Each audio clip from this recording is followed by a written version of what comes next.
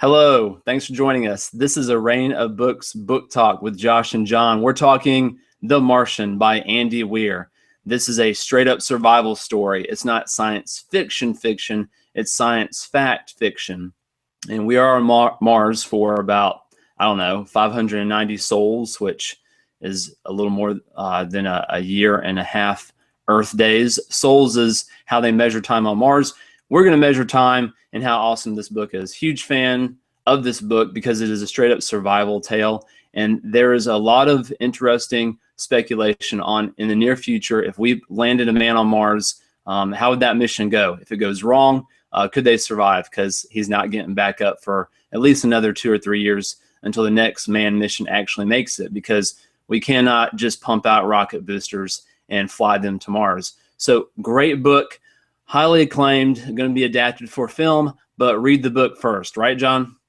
That's right, and I'd just like to say that I am not smart enough to live on Mars, Josh, and that's a fact. But, Andy Weir created a resilient character. I was so impressed with the way the guy took every problem that was thrown at him, like being stuck in a sandstorm in a rover away from, the habitat. I mean, he's out there, right? He gets blown out of an airlock. He doesn't have enough food. He just takes each problem as it comes at him, and he just starts chipping away at it until he solves it. And he was very resilient. He did that for, a year and a half. And it was impressive to watch. Almost unrealistic, but impressive. I think I would probably last exactly 30 days, as long as the hab, his little dome, is designed to last. And then once the water reclamator or the oxygenator broke, I'd be done for. But I do give you exactly 1 week longer than me, because with some of your engineering background, you'd probably be able to fix at least one or two things, even though you're not a NASA engineer. And you did make this out to be an action-packed book, John, and it is action-packed, but I love the realism, the fact that he has to sit here and do his calculations 3-4 times, quadruple check himself, because any one mistake could destroy his equipment, kill him. So it's really fascinating. There's no fat in this book. It's very laser focused on how does he repurpose whatever equipment's left scattered on Mars. We joked that, there's been so many probes that landed on Mars. It's like a junkyard of probes. And he just takes the scrap metal and he creates jalopies with his rover. He sits here and he strips the remaining struts from the Mars Ascent vehicle. There's a lot of detail that makes you feel like you're there. I felt like he was a real human being, not a fictional character. And that's one of the testaments to any story that you're reading. Do you care about the character? And we cared deeply about him. I was sure that he'd survive, but we don't know. The book doesn't necessarily make you think it's possible, because he's done the math. He doesn't have enough food. He's got to figure out how to grow food on Mars. All kinds of craziness that stacked the odds against him. There might not have been any fat in the book, but there was a never-ending supply of scrap metal. So Watney was able to do a lot of stuff with that. But you mentioned the book was it really drove the plot. It felt very scientific. It felt like a scientific journal. And the author accomplished that in a couple of ways. It wasn't just the fact that he wrote it to where it sounded like a scientific journal. He kind of had flat characters, and I think that was done on purpose. And in this case, it's a good thing. Normally, you want deep character development. You want to get to know them. But had we had deep characters, it would have taken away from that scientific feel of the story. This was hard science fiction, but you only saw the characters in one situation throughout the entire story, and they were a little stereotypical, but I think that's what made it work so well. Yeah, and you talked about briefly the writing style. The plot was driven forward. There's no repetition.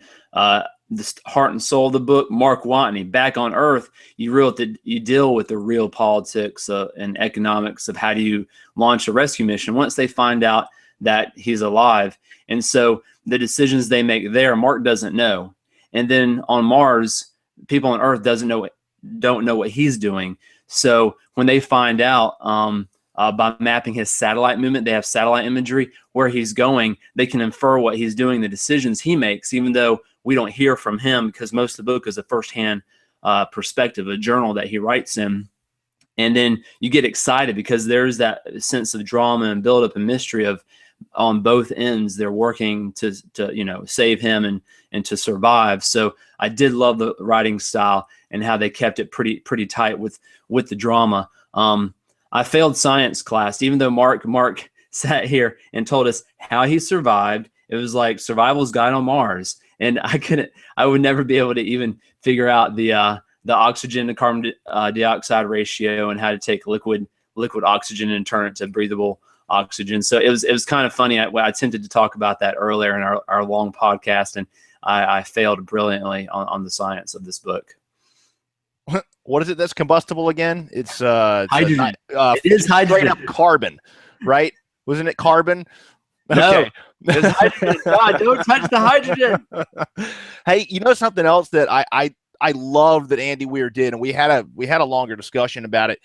He had a very interesting ethical dilemma that he put into the story, because he had these guys at NASA who wanted to save him, obviously, and one of them had made a decision that the crew that was already in space needed to go back and pick him up. And the director of the whole program shot that idea down. So what's he do? He sneaks the message to the crew in space, and they make the decision to go back, and it forces NASA's hand. And all these different things come up about, well, what if they die? Who's going to talk to the families? And the guy who sent the secret message didn't consider all the variables that might happen on Mars that might prevent Mark Watney from even making it to the launch site, might prevent him from being picked up at all. The astronauts could die while they're trying to rescue him. You could create a bigger, worse situation than you had in the first place. And I think the guy made the right decision, but he really brought in a lot of considerations about philosophy, ethics, what's right, what's wrong. I thought it was great. Yeah, you brought up that point, and it shows the reality of decision making in a large bureaucracy. I saw it that way, but I also thought that they try to keep the core of these are explorers who take risk, who there's camaraderie among astronauts. So I love the human drama behind it that he put into play. He allowed them to make their own decision, and they decided to mutiny and actually say, we are going to go save Mark Watney.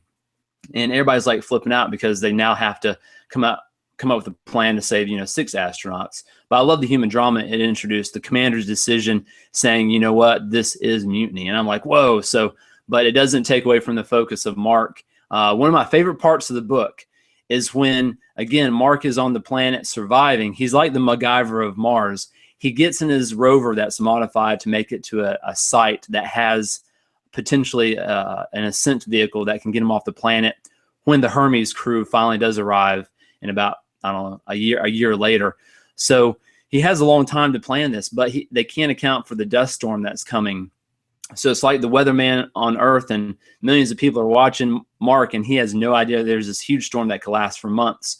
And it's really tense, but the book at this point is still fresh because it shows a new challenge for him. And he comes up with a solution. He finally sees the storm. He knows he's in the middle of a storm, rather, because it's not like this tornado coming toward him. It's this like, I've been in a storm for a few days because he doesn't get enough solar cell energy in his solar panels. So you're like flipping out, but he finds a way. He always finds a way. And I love, that's my favorite part of the book, because he's thinking, man, there's probably like 1 million people on a website watchmarkwatneydie.com. He doesn't think, and he's mad because he's almost there. He's almost escaped, and he does in the end escape. Mark Watney dies. This is not a huge downer. This book is an uplifter because he actually does escape. But you have some thoughts on his escape plan and his pickup. Yeah, this is where I felt like maybe Andy Weir went a little bit too far. We've established this was a very scientific story, very realistic. Every little thing was thought out. I mean, real science. But then here at the end, you've got a crew who's going to purposely blow a hole in the side of their ship, purposely breach their ship. And they've got something. They don't have any C4 sitting around. There's no blasting caps. There's no C4. There's no pre-made packages of dynamite or whatever sitting around. This guy has to make a bomb out of chemicals. And they have 39 minutes to figure all this out. Sorry, Andy Weir, it's going to take longer than 39 minutes to figure all that out. It's not like this guy does this every day and he just goes and whips it up in the kitchen real quick. So I feel like maybe he went a little too far trying to one-up himself at the very end of the story. However, all the science involved was believable, just not the timeline. That was the only issue I have with the story, really. Otherwise, I highly recommend this entire book. Yeah, 5 out of 5 stars. Read the book, because even as good as the movie might be, Matt Damon might redeem himself as a good astronaut. But I don't know. This book is truly original, and it's a castaway for our time, right? It's a really good read. Yeah, and he did a lot of fist bumps, and that made me laugh. Woo! Well, thanks for joining us for the Rain of Books book talk. I hope you enjoyed it. It was a giant spoiler cast. We'll put that in the notes, so you won't sit here and come upon us and cry when you find out that, you know, Mark actually survived. I hope you were rooting for him. That's the whole point of the book. All right. Thanks, everybody. Take care.